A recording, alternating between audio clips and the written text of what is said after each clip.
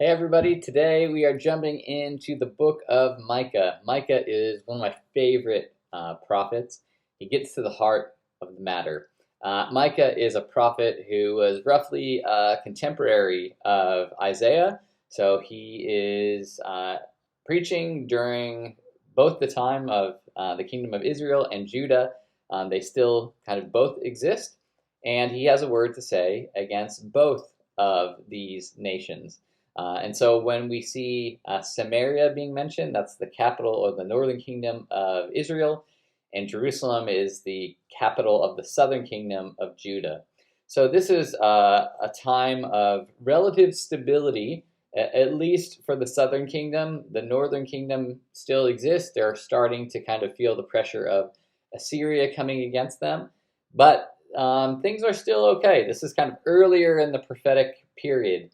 So we haven't even reached the period of war against Assyria or Babylon yet, and we certainly haven't reached the exile. So these are still early days. And what does Micah have to say? Well, similarly to all the other prophets, Micah has to call out the people for their actions and inactions. In the end of chapter 3, he says, "Hear this, you rulers of Jacob, you rulers of Israel, who despise justice, who distort all that is right, who build upon Zion with bloodshed and Jerusalem with wickedness. Her leaders judge for a bribe, her priests teach for a price, and her prophets tell fortune for money." And yet, people going around say, "But isn't the Lord with us? Everything is going exactly how we want it to." So there's this sort of false sort of faith that's happening here, that the people are just doing the wrong thing, and yet they believe God is still present with them. And Micah has some really harsh words, just like all the prophets, to say. But one of the things I really love is sometimes we get to prophets and there are certain names and places that we just don't understand because we don't live in that context anymore, and we just kind of skip over them and we don't give any thought to them. But I want to zoom in Micah chapter 1 and actually talk about these places because something really phenomenal is going on here. So if you look from verse 8 onward in chapter 1, Micah mentions a bunch of place names, but what he's doing is he's doing some really poetic and really intelligent ways of calling people out. So let me give you an example of this. Verse 10, he says, "Tell it not in Gath, weep not at all. In Beth Ophrah, roll in the dust." You think, okay, cool. Don't know where these places are. These places have no meaning to me. But Gath actually is the word tell. So tell it not in a place called tell. Weep not at all. In Beth Ophrah, that word means house of dust. Roll in the dust. So in the house of dust, roll in the dust. So he's doing actually something really creative. It goes on. Verse 11, "Pass by naked and in shame, those of you who live in Shaphir." Shaphir is pleasant. So it has these kind of opposites, like you should be living in pleasantness, but instead you're going to be rolling in naked and shame. Those who live in Za'anan will not come out. Za'anan means come out. Those of you who live in come out won't be able to come out. It goes on. Beth Azel is in mourning. It no longer protects you. Beth Azel means house of protection or house of proximity. So the thing that's supposed to protect you is no longer going to protect you. Verse 12. "Those who live in Marath writhe in pain, waiting for relief." Marath means bitter. Those who live in bitterness are going to experience that bitterness. "You who live in Lachish," verse 13, harness fast horses to the chariot.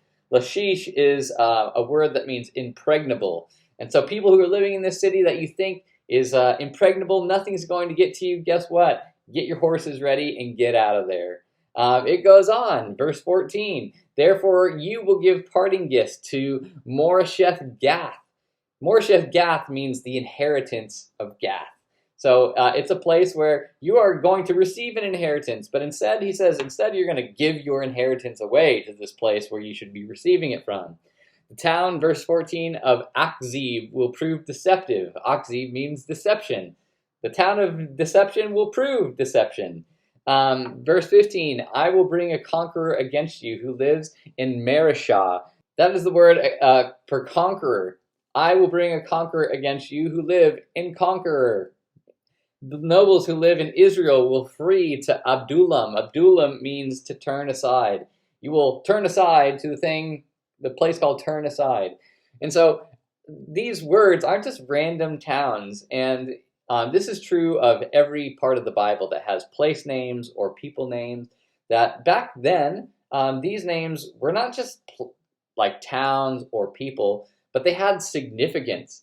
The name itself had significance. And so what Micah is doing here is not just calling out a bunch of different places within Judah and Israel and saying, it's going to be bad for you. He's actually taking those things that they're called and either flipping them on their head or intensifying them.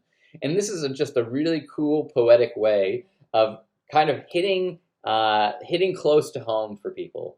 So when we hear these words where it kind of cuts you to the core. So for example, my name is Old English. So Travis is actually Old English for like traverse. That's where we get it from. And it means at the crossroads, to cross the road. That's what traverse means. And so if Micah were to be saying something to me, he might say, those of you Travises, you are going to be, the Lord is going to cross over you, or something like to that effect.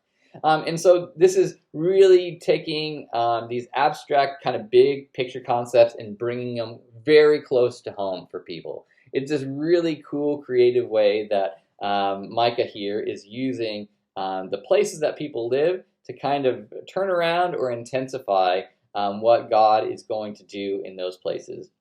So my challenge for you is next time you come to place names or people names that you don't know, maybe take a second and look if you have a study Bible or just type it in online and say, what does this word mean? You'll actually be given all kinds of really cool information that helps us understand in an even better way what these places and people are.